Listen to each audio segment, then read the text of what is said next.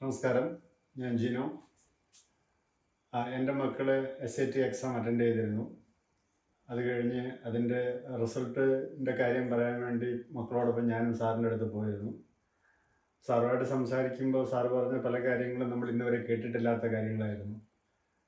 ഈ എക്സാം എഴുതിയതിന് ശേഷമുള്ള പിള്ളേരുടെ കപ്പാസിറ്റി എന്താണ് എന്ന് നമുക്ക് ആ എക്സാമിൻ്റെ റിസൾട്ട് കഴിഞ്ഞ് സാറ് വിശദീകരിച്ച് തരുമ്പോഴാണ് നമുക്ക് മനസ്സിലാവുക.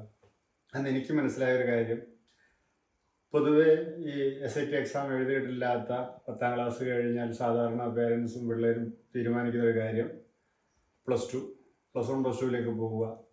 അവിടുന്ന് സാധാരണ എല്ലാവരും ചെയ്യുന്ന ഒരു നോർമൽ ട്രാക്ക്, ഒന്നുകിൽ നഴ്സിംഗ് അല്ലെങ്കിൽ എൻജിനീയറിങ്, അങ്ങനെയുള്ള സാധാ കോഴ്സുകളിലേക്ക് പോകും.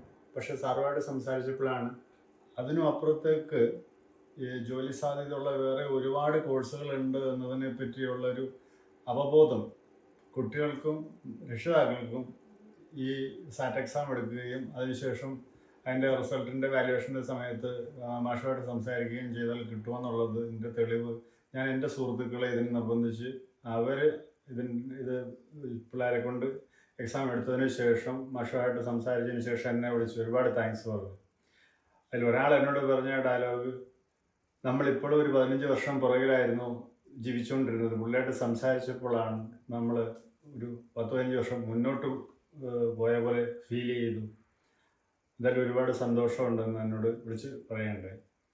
അപ്പോൾ ഇത് ചെയ്ത പേരൻസൊക്കെ വളരെ ഹാപ്പിയാണ്. ഇത് നല്ല രീതിയിൽ ഉപയോഗിക്കുകയാണെങ്കിൽ കുട്ടികൾക്കൊരു നല്ല ഫ്യൂച്ചർ ഉണ്ടാകുമെന്ന് തന്നെയാണ് എൻ്റെ വിശ്വാസം.